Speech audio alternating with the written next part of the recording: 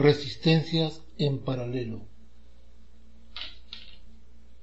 Observemos este caso en el cual tenemos un circuito alimentado por una fuente de energía y con tres resistencias en paralelo. ¿Qué podemos afirmar? Podemos afirmar que la corriente que llega a un punto A no va a ser la misma que pasa por la resistencia R1. Esta corriente va a se subdividir en varias partes. Mas sí podemos afirmar que la queda de tensión en R1 va a ser igual a I sub 1 veces R sub 1. Esa queda de tensión va a ser igual a la corriente veces la resistencia, por la cual la corriente está fluyendo. También podemos observar que esta diferencia potencial es la misma para todas estas resistencias, porque estos puntos son todos iguales. Estos puntos son todos iguales. O sea, a diferencia potencial, a voltaje aplicada es la misma para todas las resistencias. Por consiguiente, estas tres relaciones, estas tres ecuaciones son correctas. ¿Qué podemos decir de la ley de dos nodos? Podemos decir que la corriente I es igual a la suma de I1, I2 e I3.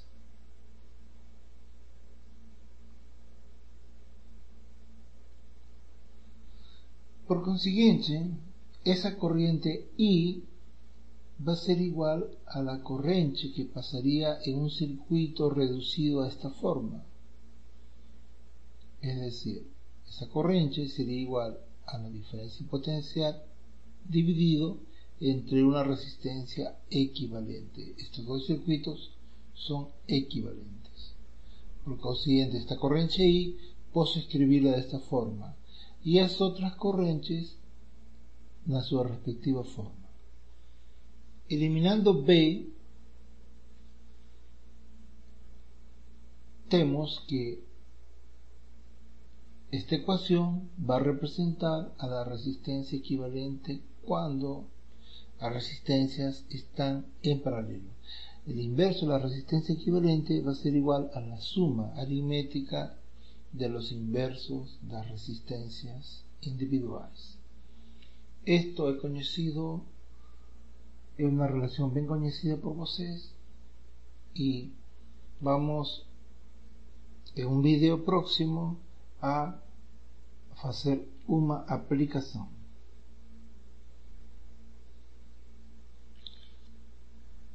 Existe una analogía, si se quiere hablar, entre las resistencias en serie, como la suma aritmética de resistencias, los capacitores en series. Se cumple que el inverso es igual a la sumatoria de los inversos. Los resistores en paralelo, el inverso de la resistencia equivalente es la sumatoria de los inversos, y cuando los capacitores están en paralelos, la capacitancia equivalente es la sumatoria de las capacitancias individuales. Este ejercicio será desenvolvido en un video. Voy a aprovechar para hablar de amperímetro y voltímetro. Amperímetro y voltímetro son instrumentos bien útiles, mas ellos ya no existen por separados, existen en solo un instrumento llamado multímetro. El multímetro es un amperímetro, es un voltímetro todo junto. Para determinar la corriente que fluye por un circuito, esta corriente, precisamos interrumpir el circuito, el punto en que queremos medir la corriente, ¿sí? Entonces, colocar el amperímetro en serie.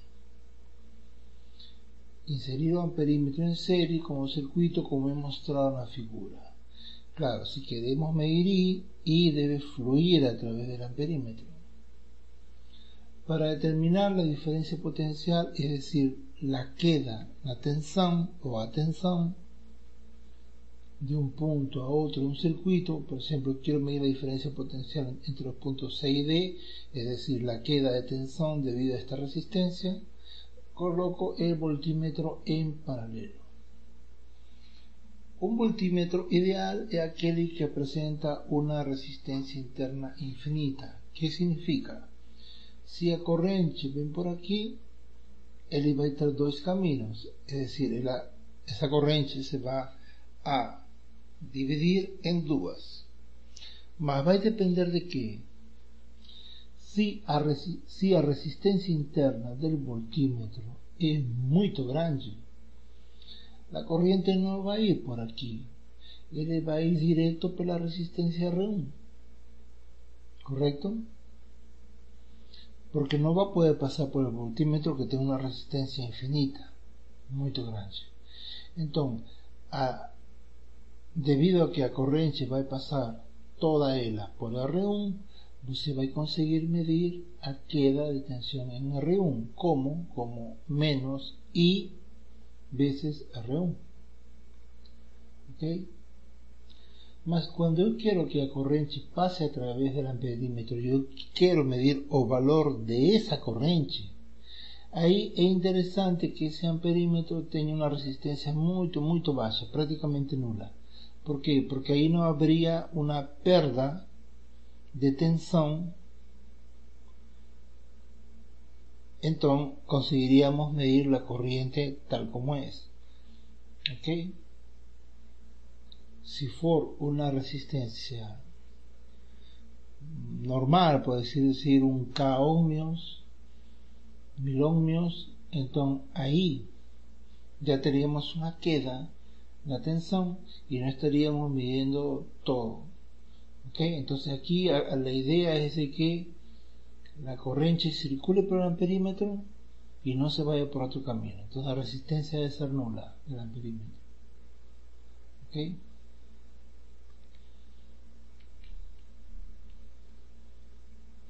Siguiente punto sería el circuito RC, que lo vamos a tocar en otro vídeo.